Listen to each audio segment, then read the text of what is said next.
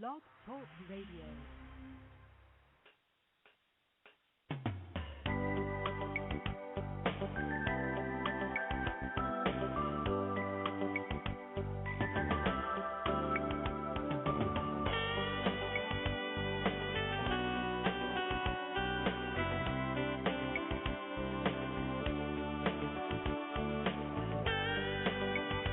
Hi everyone, welcome to a very special edition of Franchise Interviews, where for over 4 years we've been asking the entrepreneurs to own one.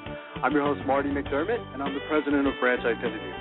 Well, we have a great show today. We're going to discuss the state of the restaurant industry in the new economy.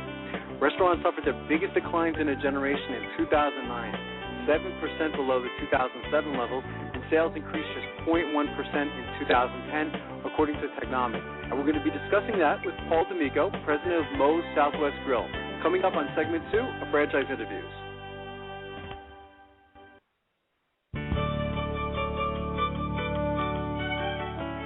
Are you one of those special people who are willing to go after your dreams and goals? Are you ready to fulfill that dream of owning your own business with the security of a proven brand? The opportunity to take control of your future and own a Rita's Italian Ice franchise is within your reach. Rita's is seeking success-oriented individuals who are ready to make a change in their life, and Rita's offers unparalleled training and support to assure your success. And did you know the frozen treat industry is a recession-proof industry, and there are Rita's in 23 states currently with 540 stores open. Rita's Italian Ice has been around for 25 years and is listed as a top-performing franchise by the Wall Street Journal. Now here's the really good part. Rita's Italian Ice is a unique and amazing taste treat. It's smoother than a snow cone, and it combines ice with real fresh fruit.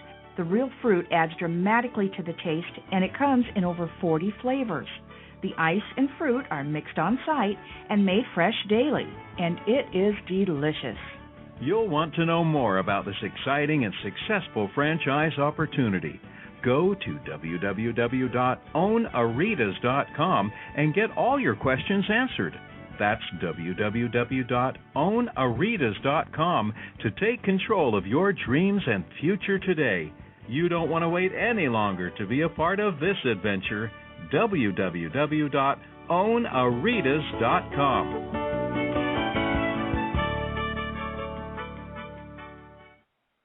Franchisers, are you looking to reach aspiring entrepreneurs looking to buy a franchise? Are you looking to reach a highly educated audience on franchising?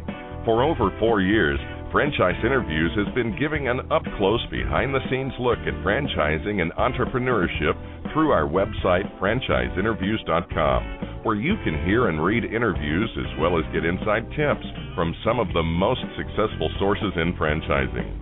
Check out our weekly franchise radio show, where each week you get to hear a new interview with franchisers, franchisees, franchise authors, franchise experts, and attorneys, and our podcast, Great Quotes in Franchising. Get 3 months of free advertising when you sign up for our 1-year package. For more information, go to franchiseinterviews.com or call us at 610-905-2919. That's 610-905-2919. Need a business loan? Talk to Diamond Financial Services, the experts in franchise financing nationwide. Whether you're looking to start a franchise, acquire an existing franchise, or expand your territory through opening new locations, Diamond Financial stands by your side start to finish. From pre-qualification to packaging and presenting your application to securing a financial commitment and through the loan closing process, Diamond Financial is there. While you're waiting, thousands of others are making their financial dreams come true. Don't wait any longer. Pre-qualify now by completing a confidential, no-obligation financial analysis. Let's face it, traditional banks just aren't in the business of financing small business. At Diamond Financial, we specialize in securing franchise loans from $100,000 to $3 million and equipment leasing up to $150,000. Let us help you get started. Go to www.franchisefunding.net or call 877-508-2274. That's franchisefunding.net, 877-508-2274.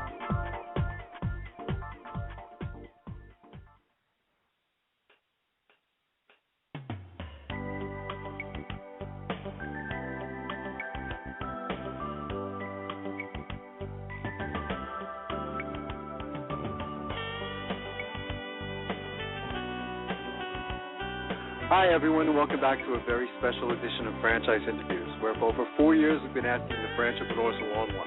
I'm your host, Marty McDermott, and I'm the president of Franchise Interviews. And today's show is being brought to you by Franchise Times Magazine. Franchise Times is the only magazine that targets both franchisors and multi-unit franchisees and is a must-read for anyone looking to buy a franchise. And it's great to be back today. We have a great show today. We're going to be discussing the state of the restaurant industry and the new economy. And as I was saying earlier in the intro, restaurants suffered their biggest declines in a generation in 2009. In fact, 7% below the 2007 levels, and sales increased just 0.1% in 2010, according to Technomic, who is a Chicago-based restaurant consultancy. And while many sectors of the restaurant industry continue to struggle, this is interesting. The fast casual segment is driving the industry's growth. So we're going to have to find out why when we meet with Paul Damico, who is president of Moe's Southwest Grill, on the show today. And if you're unfamiliar with Moe's, we've had them on the show last year in 2010. I had to think about that for a second. And Moe's Southwest Grill is a fast casual concept featuring fresh Southwest fare in a fun and engaging atmosphere with over 400 locations in 34 states and in Canada. At Moe's, each meal is prepared right before your eyes and is accompanied by free chips and salsa, including the Homewrecker Burrito, Billy Baru Nachos, and the Close Talker Salad. And they were founded in 2000. Atlanta-based Moe's Southwest Grill was named the top 10 growth chain by Restaurant Hospitality in 2007 and is a Gold Award winner of the 2008 Consumer's Choice of Chain Awards. So it was a great show. If you missed that show, go back and, of course, listen to today's show as well because, we are going to talk about Moe's. Moe's is certainly an interesting franchise opportunity. It seemed like there was an interesting culture at Moe's. We were doing a podcast earlier this week for our diehard fans to the show. We have a podcast called Great Quotes in Franchising, and we did one with Dr. Scott Shane, who we had on the show twice up to this point, author of Illusions of Entrepreneurship and Born Entrepreneurs, Born Leaders. And Dr. Scott was talking about the importance of getting into a great business opportunity, but also really taking into consideration the industry is very, very important. He spoke about, motivation and enthusiasm. Those are all important. But if you're in a bad industry, you're not going to make it. So, today's show is certainly very important. Let's see. Next week, we meet with Banana Strohs, and that's an interesting concept. I don't think we've had this type of concept on the show yet. I don't think there's too many of them out there. Banana Strohs is a quick-service crepe franchise. They're gearing up for expansion in the QSR industry by bringing taste, price, and also portability to an untouched marketplace in America, which is crepes.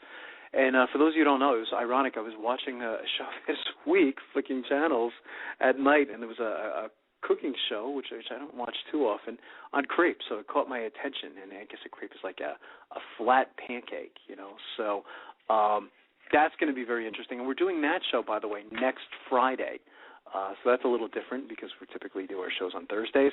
Following week after that, I got to speak to the founder of this company yesterday. Tasty Image Franchise Opportunity meets with Franchise Interviews on Thursday, June 23rd. And Tasty Image began mid-2003 in Jupiter, Florida, and after becoming a part-time affiliate to sell printed chocolates, this is a quote from the founder. She said, I saw rather quickly that there was income waiting to happen within the chocolate industry. So that's going to be very interesting. Week after that, June 30th, Danny Lyon, The Color of My Underwear is Blue, is the author of that particular book. And a little excerpt from the book, how many of you would like more success? How many of you would like more success faster? Anybody not? Well, you've come to the right place. My name is Danny Lyon, and the color of my underwear is blue. And we're going to be talking to Danny about a lot of different topics, of course, success, and we'll talk a little bit about entrepreneurship and franchising. We'll get Danny's thoughts on that stuff as well. So we got a lot coming up over the next month, and we're actually booked into, I believe it's July going into August now. Some really great and exciting things happening on Franchise Interviews. Our last several shows, we did Franchise Rewinds. And if you're a new listener to the show, that's where we kind of go back and play a show, usually from several years ago. Remember, we've been doing this show now 4.5 years, so we have quite a bit of material. And the first time we did a Franchise Rewind, it was back in 2010. And Don and I were shocked at how many people listened to the show. We figured, okay, well, it's a show that we played once already, and I think that show was in the top 5. It might have just been timing. You know, radio is one of those interesting things. But so we've done them several times since, and we're always pleased at the response. We have so much material now. Again, I think we're approaching 230 shows up to this point. So in November, there'll be our 250th show. It's hard to imagine, a quarter of the way, or 25% for 1,000 shows. So it's really incredible. So the last 2 Franchise Rewinds were with Aaron's Sales and Lease, and also DTT Surveillance. And the reason we did Aaron's was we've referenced them probably about 20 times on our show since we've had them on. And one of the things that Don and I like about this particular franchise, there was a lot of them, but one of the things that really stood out was they make their prospective franchisees, if express an interest in owning an Aaron's franchise opportunity, you have to work in the business. I think it's like for 3 weeks before you can really even have like a serious conversation about buying into the opportunity. And I thought that was interesting. I see that more franchises are doing that today. Because I think what happens is you don't always know. You know, a lot of times you'll see like a nice brochure, you'll go on the website, but you really don't know sometimes until you can actually work in the business. And so we were impressed with the Aaron's concept, and they're really a fantastic franchise opportunity. They're a very big franchise opportunity, by the way, as well. They recently opened one here in not far from where we are in Easton, Pennsylvania. And it looks like they're doing very well, so I was happy to see that. DTT Surveillance was another Franchise Rewind we did a couple weeks ago. And DTT, we met with the founder, Sam Nafasi, and another interesting concept. What we love about DTT Surveillance is, again, talking about the food industry. There was a great story. It was actually on DTT's website. I think it's dttusa.com or .net. I'll have to find out for sure and then put that on the website. But a woman goes into a Subway, and she's kind of like looking around, and she sees that no one's looking. And she just, for some reason, she just goes straight down. And, and she's holding her, I think it was her right arm. And the paramedics come. Then on the way out, she's holding her left arm. So she confused her story. In the beginning, she hurts her right arm, and then going out, she says it was her left arm. So sometimes you got to have these things on video, to really protect yourself.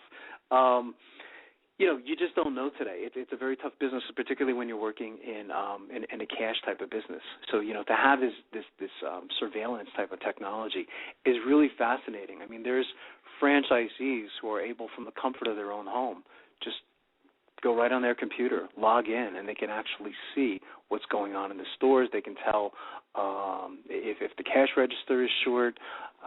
So you really do need to protect yourself today. If you remember that crazy case with Wendy's burgers, this was going back probably about 5-10 years ago, I think now.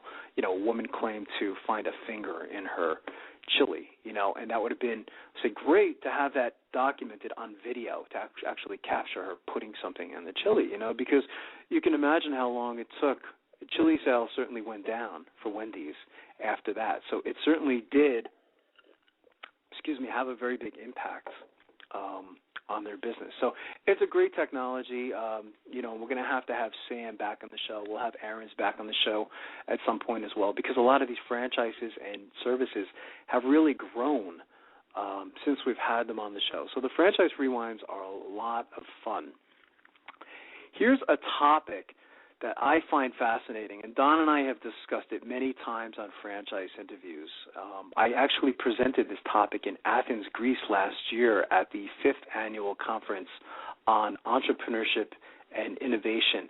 And it's on veterans and franchising. And the name of the article is Taking Military Training to Restaurant Leadership. A Marine veteran finds success in the restaurant industry. The article is by Mark Brando, May 27, 2011, if you want to check out the article. Came from NRN.com, which I think is Nation's Restaurant News. Another great website where we get a lot of our articles from. And here we go. It says, Todd Waldemar returned from Iraq in 2006 and knew that he had the experience and leadership capabilities as a Marine to go into business for himself. He just didn't know everything about one industry to get started. Typically, depending on what source you're using, there's a lot of industries out there when we're talking about franchising. And if we're talking about sub-industries or subcategories, it's a lot. Typically, it's about 80 industries documented by, I think it's probably the IFA. So there's a lot of different industries to choose from. So if you say 1 out of 80 in the beginning, that's difficult enough as it is. And then once you decide, you say, okay, I want to go into food. Well, what segment do you go into from there? I mean, again, you have your choice of Mexican, pizza, again, quick service. There's all different types, So, and again, that's what we're going to be talking about on today's show as well. So I thought this would be a good segue into segment 2. It says here, but researching several franchise businesses before enlisting with Wing Zone gave him the confidence to know that the discipline instilled in him by the Marine Corps would allow him to leverage platforms already developed by the franchisor. Today, he franchises 4 units of the fast casual chain.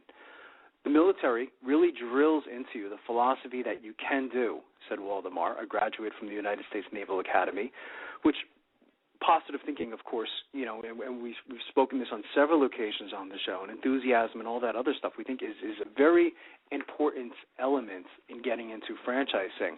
What makes this even more interesting, I think, or I've always thought, and again, I'm not the only one, but because military is a system, you have to be able to follow rules, directions, you're used to being trained.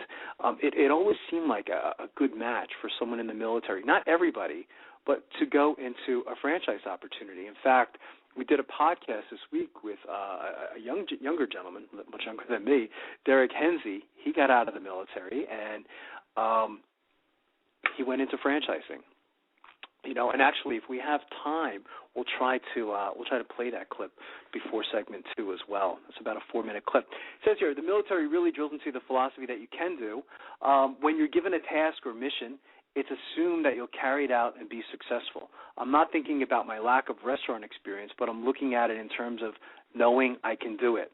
Waldemar opened up his first Wing Zone in June 2006 in Jacksonville, North Carolina, near Camp Lejeune, a Marine Corps base. He later opened locations in Virginia's Hampton Roads corridor cities of Virginia Beach, Newport News, and also Norfolk. He credited his ability to following Wing Zone's operations and training systems for thriving in business, as well as the commitment to service and risk-taking that made him a successful Marine. It's really one of the most critical elements when we're talking about franchising, is the ability to follow a system. Some people are so entrepreneurial by nature, and that's okay. That's just their genetic makeup, that franchising is probably not for them. It would be terrible to buy into a franchise opportunity, spend all this money, and say, okay, I want to recreate the Big Mac. Let's go a little deeper. It says, my willingness to take risks may be connected to my military training, which is also fascinating if you think about it. People who go into the military, I wouldn't say they're risk takers, but there's always some element of risk. When I studied this topic in detail, and I studied it for probably 6 months to a year and wrote a big paper on the topic, and it's probably going to be the focus of my dissertation. I thought it was interesting. Something I never thought about was the whole element of risk, because when you are going into the Marines or the Army or Navy, whatever it may be, particularly during times of war, there is some element of risk, isn't there?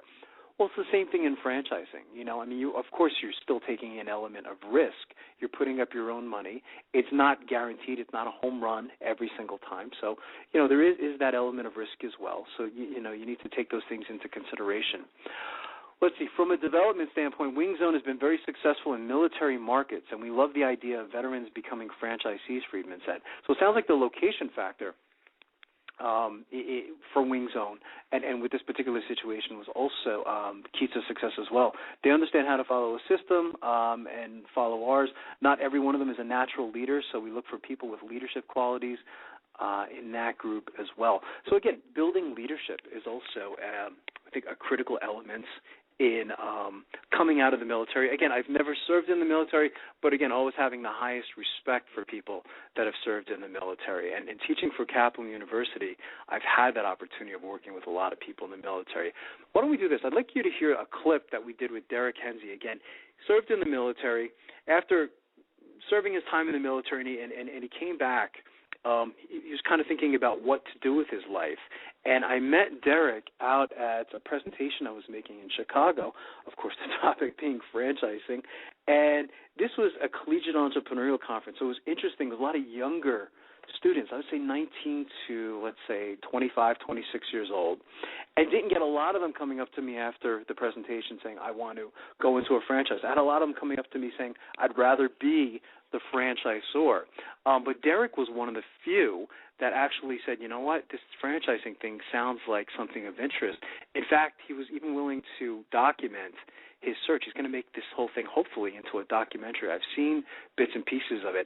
Let's listen to it. It's a 4-minute clip, and then we'll dive into segment 2. So let's see what Derek says. Hi, everyone. This is Marty McDermott from Franchise Interviews, and welcome to another edition of Great Quotes in Franchising, where each podcast you get to hear a great quote in franchising. Don and I have been hosting franchise interviews now over 4 years and over 230 shows, and during that time we've had some incredible quotes on the show. Today you're going to get to hear from Derek Henze, and Derek's a fascinating individual. I met him about 4 years ago at the National Collegiate Entrepreneurial Conference in Chicago. And Derek is a new franchisee to a pizza franchise called Toppers, and he answers the question, why franchising? And I thought his answer was really just as good as anyone we've ever heard on the show during the last 4 years. So listen to what Derek said. What makes him interesting is he also has a background in the military. And as you know, Don and I talk a lot about the connection or the relationship between serving in the military and being a franchisee. So I think you're going to enjoy this one. So here we go. All that kind of stuff really plays in my personality. Yeah. And in the franchising world, they kind of are a little bit hesitant on getting too involved with really true entrepreneurs because they really want people that lock into a system. Right. However, the way I look at it is kind of, I kind of lined it up with my goals and what I wanted to do, and having really big ambitions. What I really saw is the opportunity of getting something going really quick. I'm fully confident that I could always start my own restaurant or pizza place or my own business. However, if you look at the timeline it would take you to develop the business, to get the right marketing niche and your business plan, and just develop everything to be even profitable. And you compare that to the franchising, where a lot of that work's already done for you. Right. And they have the proven system, and they have a good franchise should have a good track record of what it means to be successful and what you have to do.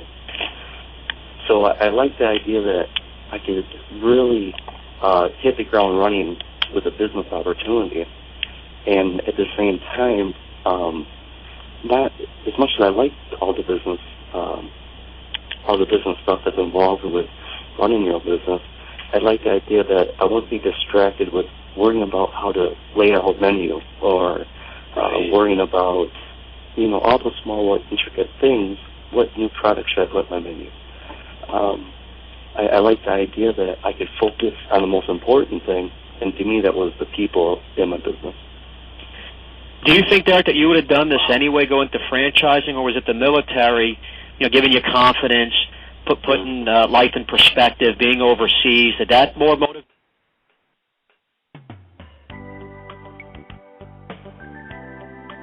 So Derek kind of goes on there. There's a lot of different things he said there. You can actually hear the whole podcast by going to our Great Quotes in Franchising podcast when you go to franchise interviews. So why don't we do this? I see our guest Paul is called in. So we'll take a quick break, and we'll be right back with more franchise interviews. Big Mouth! Okay, you've got my attention. It's a rare event in the world of franchising when an opportunity comes your way that can and will thrive in almost any economic environment. It's here, and its name is Big Mouth Advertising. Big Mouth. BMA is a leader in the exciting world of mobile media advertising. Why is mobile media advertising able to defy the economic cycles? The answer is obvious. In times of economic weakness, advertising is crucial for survival as the consumer dollar is scarce and the competition fierce. What is mobile media? It's the newest and fastest growing segment in the advertising world. Mobile media brings the message directly to the consumer. Mobile media goes to the consumer in traffic where he eats and where he plays. It quite simply cannot be turned off or thrown out. And when you join the Big Mouth team as a franchisee, you are joining the best. The Big Mouth advantage is simple and successful. We invest in a strong infrastructure and in great people. As a franchisee, you have access to this entire system, including telemarketing, sales maximization, general and administrative support, design and creative services, even billing and collection services. All you need is a mobile media vehicle, a driver, and the willingness to create a financially sound and limitless business for yourself. There are no long-term leases to sign, no expensive build-outs, no office personnel to hire. You will be part of the Big Mouth advertising community and share its entire website and reception services, as well as its complete back-office services. This virtual office guarantees you the freedom to close those sales that will make you a success. We are so proud of our successes that we have voluntarily disclosed our revenue statements. Now, how many other franchises are doing that?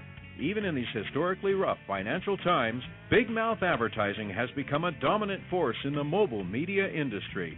Join the Big Mouth team and take the first step toward financial freedom. Please call Ron at 888-98-GO-BIG. That's 888-98-GO-BIG. Big Mouth!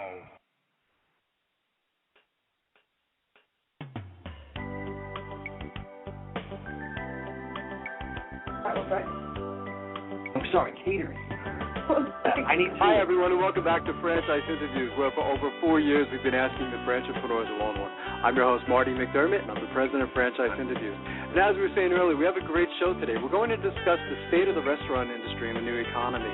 And restaurants suffered their biggest declines in a generation in 2009.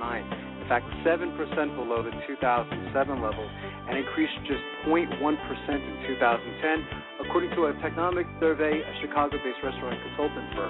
We're meeting with Paul Damico, and Paul is the president of Moe's Southwest Grill. Hey, Paul, how you doing today? Doing well, thanks, Marty. Oh, great. It's great to have you on, Paul. Paul, I thought a great place to start off was kind of congratulate you on the success of Moe's. We were saying earlier in the show, Moe's Southwest Grill was named a top 10 growth chain by Restaurant Hospitality in 2007 and is a Gold Award winner of the 2008 Consumer's Choice in Chains Award. So congratulations on that. Thank you very much. Doing a good job over there. That's fantastic. It's exciting news. You guys have an interesting concept. We met with Moe's in 2010, and we were fascinated with the culture of Moe's. Could you start off by telling us a little bit about Moe's Southwest Grill? Yeah, sure. We are in our 11th year of operation. We have about 430 restaurants as of today. Mm-hmm. And, we're known for Southwestern fare. Burritos represent 60% of our business, but we're also known for salads, nachos, and quesadillas. And in our category and in our segment, we own the kid-friendly piece of that. We've got some pretty cool meals, and kids and teens gravitate towards our brand because of the fun environment. That's fantastic. Can you explain to our listeners, Paul, we were talking on segment one, what's the difference between fast food, you have fast casual, you have casual dining, and fine dining for our listeners? I think a lot of our listeners may not know the difference. Yeah, sure. When we look at fast food, we look at, first off with price point, the fast food players kind of play in that $4 to $6 average check per person. Fast casual is more in that $8 to $11. Casual dining in that $11 to $20, and then fine dining gets $20 and over. It's interesting because the fast casual category, if you will, was really born out of a cultural need. Going back a few years, there were two parents. They both were making good salaries, always on the run, and they demanded the quality and they demanded the service level, but they didn't have the time to sit down in a restaurant with their children. And so that's really how that whole thing came about.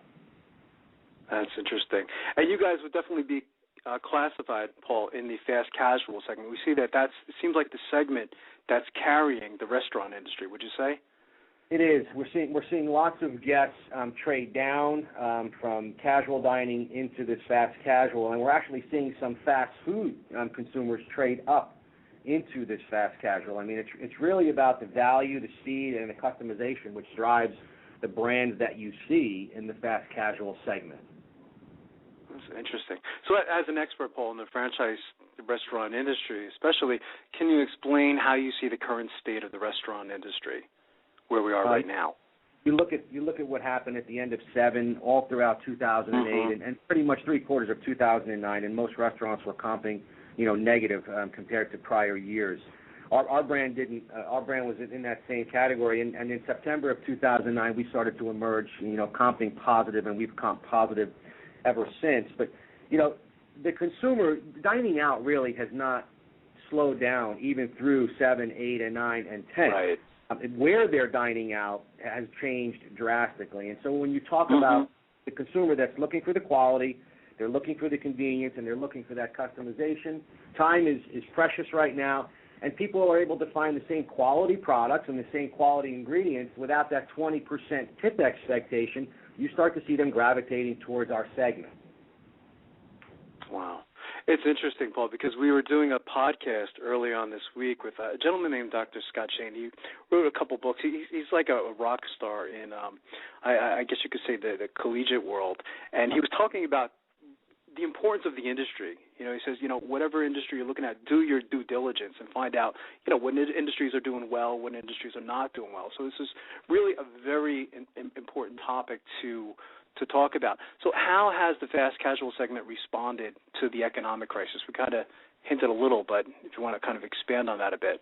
Well, what I see for our brand, we have spent those downtimes in the economy, retrenching, coming back to some of our quality expectations, working with our franchisees, and we've been training and training and training throughout the system. And marketing, our marketing spend has increased year on year on year. So while the economy, took the dump, we pretty much stayed course to our brand. We stayed the course really to our culinary development, because it's through 8 and 9 and in early 10 that we start seeing the products that we were working on in 8 and 9 happen in 10 and happen in 11, which is why I think we are now coming, strongly out of that recession with strong comp sales. Last year we ended 5.4%, over 9, and that's because of the work we did on the marketing and culinary development front in those really, really tough years of 8 and 9. Absolutely. It's interesting. One of the questions, I don't know if you know this, Paul, I'm a marketing professor for Kaplan University, and then one of the questions we were going to ask our students, because we find this to be a fascinating case study, why do you think the fast casual industry is booming while other sectors of the restaurant industry continue to struggle? Well, I think one of the things about the when you look at the players in that fast casual segment, they are very different than what you see in fast food and casual dining. And when you look down the ranks into that price point of 5 to 6 into the fast food, almost everything in that category, sits between two pieces of bread in some way, shape, or form.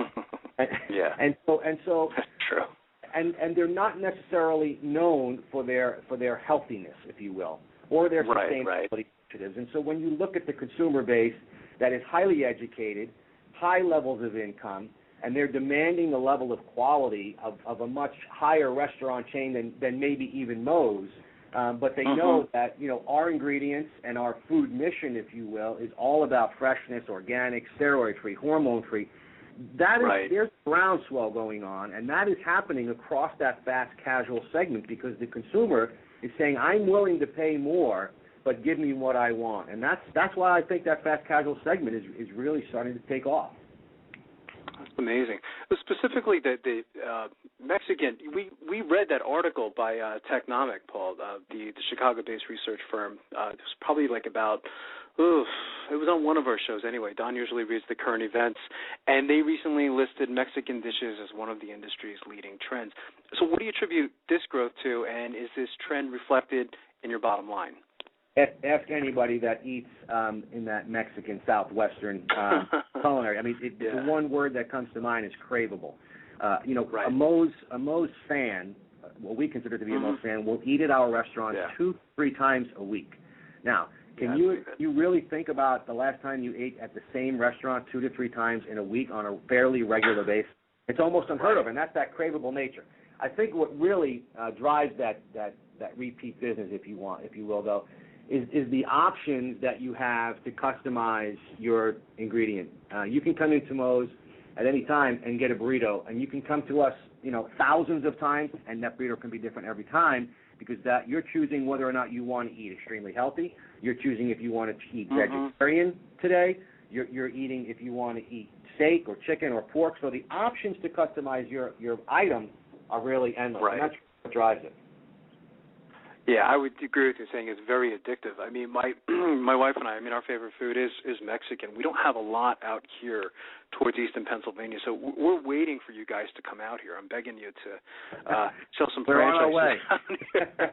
We're waiting because we'll be your first customers. We love Mexican. I would agree with that. It certainly is. It's certainly very addictive. Can you explain the specific changes Moe's Southwest Grill has made during the recession that's made your company allowed to grow, Paul? It's been interesting. We saw a lot of, over the last 3-4 years, a lot of thinking outside the box with some franchise opportunities, and we know that you guys have done the same thing. Yeah, there's a couple of things that we've done, and they're really on 3 different fronts. One is our culinary. During 2008 and 9, we introduced the Joey Junior burrito, and that was really an attempt to really target the teens and the female audience because our burrito is a 20-ounce burrito. It's too much for some people, and so we were pushing our female customers away, and so we introduced that Junior, and that really started to drive traffic in our stores, and then we followed that up with things like the rice bowl because people were more health conscious, and we were starting to see, the emergence of this whole gluten, epidemic and what that means to people with celiac disease. And so the rice bowl was our answer to that. During that time of 2009 and a little bit of 2010, we retooled our entire prototype.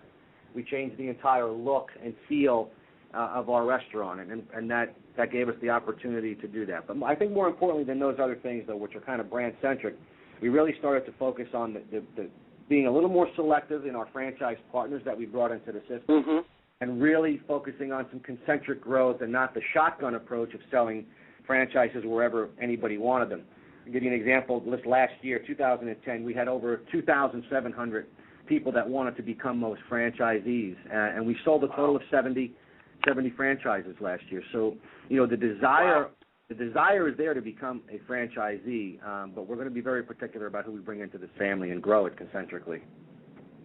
That's fantastic. And all those ideas that you guys acquired, over the last couple of years, Paul, I mean, did any of them come from the franchisees? I mean, we always say one of the advantages of going into franchising is you don't have to think as much, and it's not an insult when we say that, but to let the franchisor kind of do the thinking for you. I mean, how did you guys come up with all those ideas? Was it through market research or from the franchisees? I mean, how do you get those great ideas? There's mostly trend spotting with our executive chef. Really, that's the main area that we get these ideas. But I'll tell you, the Junior Burrito line came from our franchise group out of Birmingham, Alabama. Wow. The ones that brought that to us. We did some consumer research behind that idea, and it was really born, I can tell you, it was really born from a franchise partner. That's fantastic. It's kind of like the McDonald's filet of fish story, coming from a franchisee. It's great. It becomes historic, We say over internally time, so. here at the brand, we say internally here that the Joey Jr. was a game changer for our brand at a time that we really needed it. Wow, that's fantastic. You did an interesting move. Moe's has recently expanded into the retail industry by offering popular menu items for sale at BJ's Wholesale Club, which we do have, in this part of the country. Do you expect this strategy to expand your consumer base and your overall sales, Paul? It's really, for me, the strategy behind entering the retail channel is to build our brand awareness in areas where we not have the best, brand awareness. BJ's approached us, and today we've got 17 different products in all of their club stores, and so we're tiptoeing in that area. Our sister company Cinnabon has been involved with licensing for probably the better part of 10 years, and there are literally hundreds of Cinnabon products on the supermarket shelves. So we started our relationship with the club stores, but I really expect that will continue to grow into the supermarket channel. Yeah, it's an interesting strategy. I mean, I think it is very effective. I mean, I got to tell you, Paul, there are no Moe's out here where we are, yet I'm very familiar with your brand name. I remember when we had you guys on the show last year. I was very familiar with your concept, yet I've never been in one just because there's none in this particular area, Right. So I think that is a very clever strategy, for building brand recognition. I think it makes a lot of sense. You mentioned some of the other franchises you guys are, I guess, affiliated with. Is it Focus Brands? Is that what it is, or I can't remember the company? Focus Brand is our parent company, and then it is okay. Brand's family, we've got Schlotzsky's Deli, okay. We've got Cinnabon, we've got Annie Ann's, we've got Carvel Ice Cream, and Moe's Southwest Grill. Okay, interesting. Okay, interesting combination. Has there been any co-branding kind of opportunities, or that wouldn't make sense, I guess, for Moe's? We all experiment with it. Today, Moe's is co-branding with Carvel Ice Cream because that product fits well with our brand. We actually did a test down in one of our higher volume stores in Boca Raton, Florida, where we put a Cinnabon within the Moe's. It did not work. People did not want to eat a 20-ounce burrito and then come back for a 20-ounce Cinnabon. But we wanted to try to gauge the consumer's reaction to it. So that did not work. But today, every single Schlotzsky's franchise that is sold with all three brands. And the Schlotzsky's that are opening today open with a Cinnabon and a Carvel inside the Schlotzsky. So it's been very successful, that brand. That's interesting. When Dunkin' Donuts used that strategy of going into the retail stores, Paul, I think there was some sensitivity from the franchisees. Do you think offering the items, for sale at retail locations could hinder your in-store sales, or will franchisees, could they get upset by doing something like this?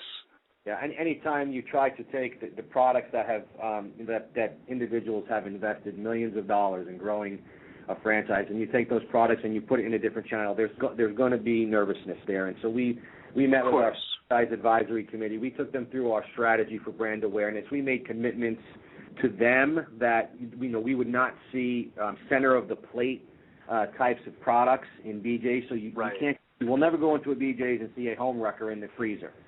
So we made those commitments to them, and we made commitments that the products and how we handle them in our restaurants would be the same in the retail channel. So the chilies, the dips, the salsas, if they have to meet our food mission. So anything with chicken in it is going to be all natural, cage-free, and hormone-free. And if that's the way it is in the restaurant, that's the way it has to be in the retail channel as well. So we've got our franchise community to understand the importance of building our brand and getting out there before we even move into some of these new markets with restaurants on the street, and how that will help them. That's interesting. So we know we have a lot of franchisors listen to the show as well, because we get a lot of emails from them. But what can other franchise concepts learn from your strategy and adaptation of your brand during these hard times, Paul? It's not easy, but I would say that we did a good job of really staying the course. We had a strategy in place and how we were going to get there, and it was not easy during 8 and 9 and even portions of 10, but we stayed the course. I tell everybody, regardless of what's happening in the economy, you have got to hire great talent and take your time in building that team. I spent the first 18 months after I joined Moe's in 2008, the first 18 months making sure that I had the right people and they were in the right seats on the bus. And I tell everybody that joins the company how I spent 18 months building that team, and nothing I do is going to take that team and tear it apart. So it's not easy to join our team. And then listen to your franchise partners, because they're the ones that are investing millions. And they're the ones that are going to grow your brand or not grow your brand. And we didn't have explosive growth in 2008 and 2009, but now we are. We're opening a restaurant a week right now. It's something that the brand has never seen. That's amazing. What do you look for in your franchisees? What do your franchise development guys look for in your franchisees, Paul? Any particular type of characteristics? I mean, you said a lot of no's, to a lot of these prospective franchisees. So what are you looking for? There's really three things that we look for. One, you have to have experience in the restaurant industry. You have to have experience in the franchise industry. And you have to provide the right level of net worth and equity for what our requirements are. And so to bring those three together is not always easy. And so lots of times you have people that have the desire and the passion and the money, but they don't have the experience. And so one of the things, and we had hundreds of those people last year, and it's tough to turn them away.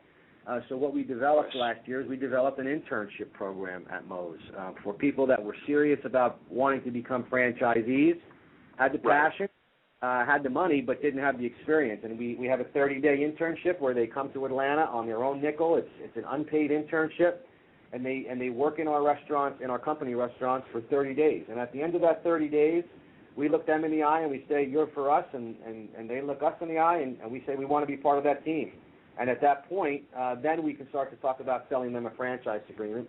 And even after we sell them a franchise agreement, if we get to that level, they still have to come back for the 3 weeks of certification whenever that occurs.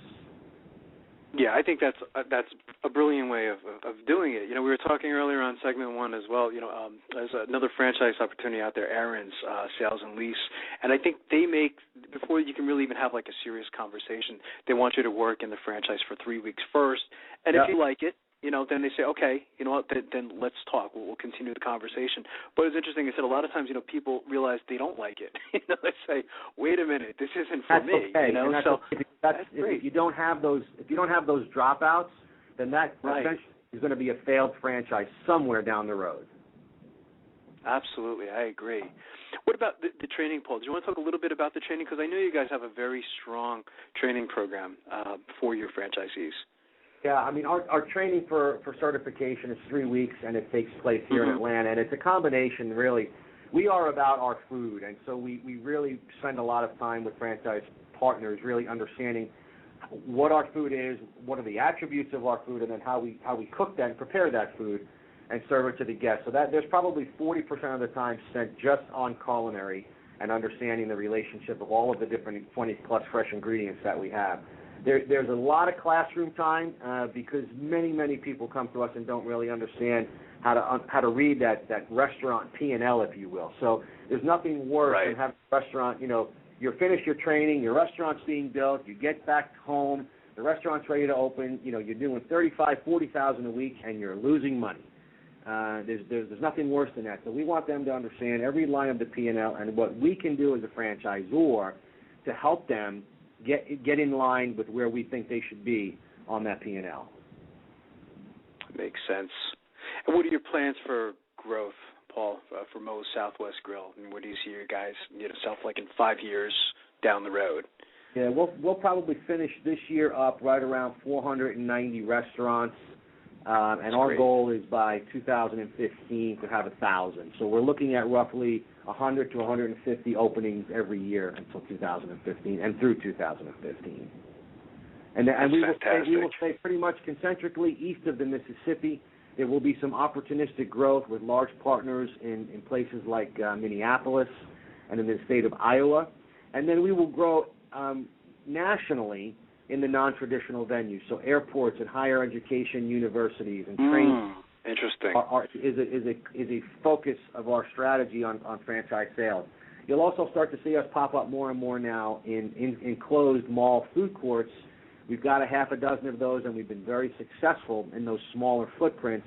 Bringing our level of culinary to a mall food court is something that really hasn't been done in the past. That's fantastic. How can our listeners get more information on becoming a franchisee, Paul? Are there any websites they can go to, any phone numbers or email addresses? Yeah, the most efficient way to do that is to go to Moe's.com and then click on the franchising tab. That's fantastic. And I want to thank you again, Paul. You've been a fantastic guest, and Don and I think you both have a great franchise opportunity, and I'm waiting patiently for you guys to come out here in Eastern Pennsylvania. We appreciate your patience. Thanks so much, Paul. You have a great day. Marty. Take care. You take care. That was fantastic, everyone. That was Paul's a great guest. Why don't we do this? We're going to take a quick break, and we have one more quick podcast that we want to play from Dr. Scott Shane, as we promised, and we'll be right back with more franchise interviews.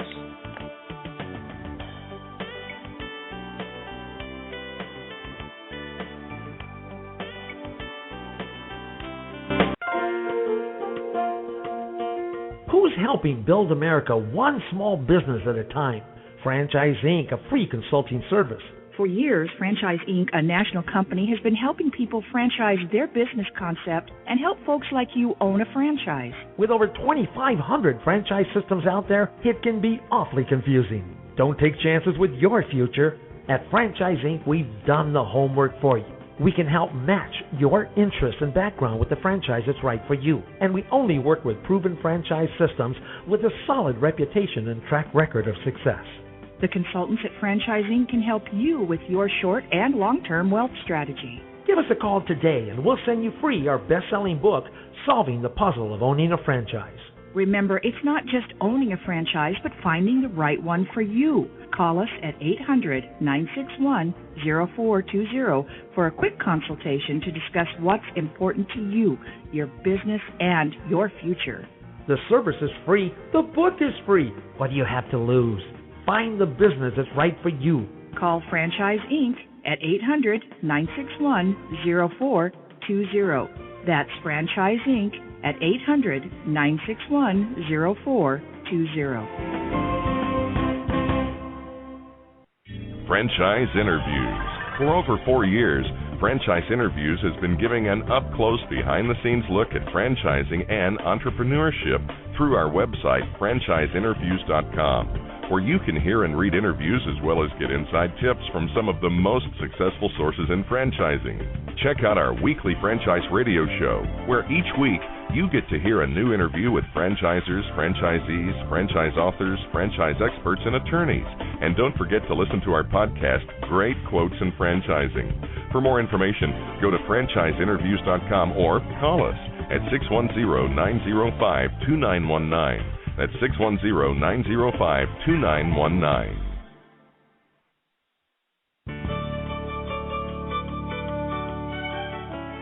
Are you one of those special people who are willing to go after your dreams and goals? Are you ready to fulfill that dream of owning your own business with the security of a proven brand? The opportunity to take control of your future and own a Rita's Italian Ice franchise is within your reach.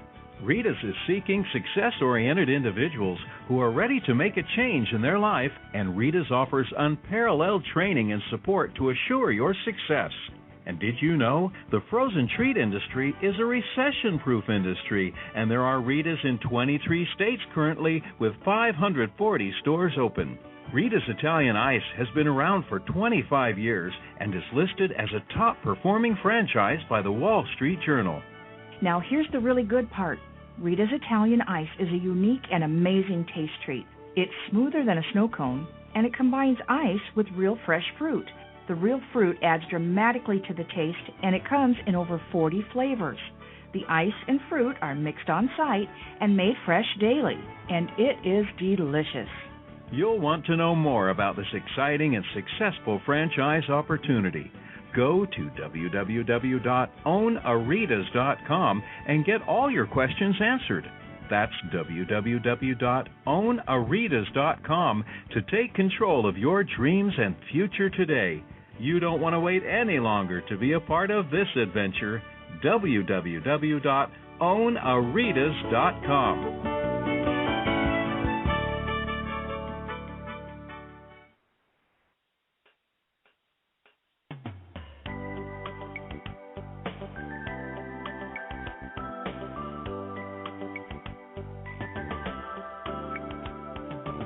Hi, everyone, and welcome back to a very special edition of Franchise Interviews, where for over 4 years we've been asking the Franchipreneurs all-in-one.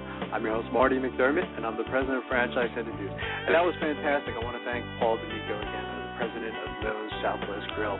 Great franchise opportunity. So this week, we also did a podcast with the very famous Dr. Scott Shane, author of Illusions of Entrepreneurship and Born Entrepreneurs, Born Leaders. And Dr. Scott talks about the importance of selecting the right industry and the proper business opportunities. So why don't we do this? We'll listen to a quick clip from Dr. Scott Shane, and we'll see everyone next week. Hi, everyone. This is Marty McDermott from Franchise Interviews, and welcome to another edition of Great Quotes in Franchising, where each podcast you get to hear a great quote in franchising. Well, today's podcast you're going to get to hear from someone famous in the world of entrepreneurship, Dr. Scott Shane. And Dr. Shane has written many textbooks on the topic of entrepreneurship. Today, he's going to be talking a little bit about his book, Illusions of Entrepreneurship, which I recommend that everyone reads. We had Dr. Scott on the show twice in the 4 years that we've done this show, and in both instances, truly amazing, gave a lot of great information. In this particular segment of Great Quotes in Franchising, he's going to answer the question, what does it really take to make a business successful? He's going to talk about the importance of a good business opportunity, the importance of an industry. He's going to talk about easy-to-fix mistakes, and how entrepreneurs can fix some of those mistakes, and also the importance, as Don and I always emphasize on the show, due diligence on the industry, or due diligence on any type of business opportunity before you get into it. So why don't we do this? We'll play the clip of Dr. Scott, and we'll see everyone again with another edition of Great Quotes in Franchising from Franchise Interviews. Take care, everyone. Audience, Dr. Shane, what questions does the Illusions of Entrepreneurship address? Again, Don and I both read the book, but... Well, so one question is, what does it take to make a new business successful? And one of the things that the book points out is that a lot of the things that we believe, that it's a lot about us as people, are inaccurate, that things like the kind of business opportunity you have and the industry that you're in account for a lot of performance. And I think what happens to a lot of people is we have this belief as human beings that we want to over-ascribe our performance to things that are about ourselves and not about things we can't really control. We can't change our industry very well. We can't change our business opportunities very well. So we like to think that it's us that matters. And it turns out that, sure, individuals matter, but the business opportunity matters too, to a great extent. And being able to pick that, and what the book tries to do is help people see, well, what is it about a good opportunity? What is it about an industry that makes it good for startups? The other thing is that people make a lot of mistakes that could easily be corrected. They go after the wrong kind of financing. They don't do a business plan well. They don't form a good team. They don't set up the right legal structure. And one of the things that the book tries to point out are kind of the easy-to-fix mistakes, the things that are under your control so that you can fix the odds. I mean, you can't decide whether, your particular product is suddenly going to become the hottest thing ever, but you can avoid making a, mistake about getting, your cash flow wrong because you don't have a financial structure in place to manage cash flow. And then I think that the other thing is that I think is very useful is for people to get a realistic understanding of where money comes from for financing businesses, because I think people labor under a lot of illusions about where that capital comes from, and one of the goals of the book is to say, hey, look, this is how people really get money, and this is what they're going to have to do, and you're probably not going to get venture capital, you're probably not going to get business angel money from a lot of businesses. What you're probably going to do is either invest your own money or you're going to personally guarantee loans from a bank.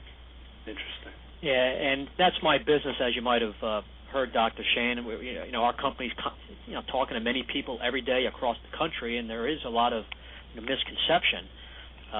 Sometimes people think they can get financing, for example, as long as they just have good credit. But there's a lot of other things that lenders look for. with getting financing. So we're always in that, consulting and giving advice mode to people.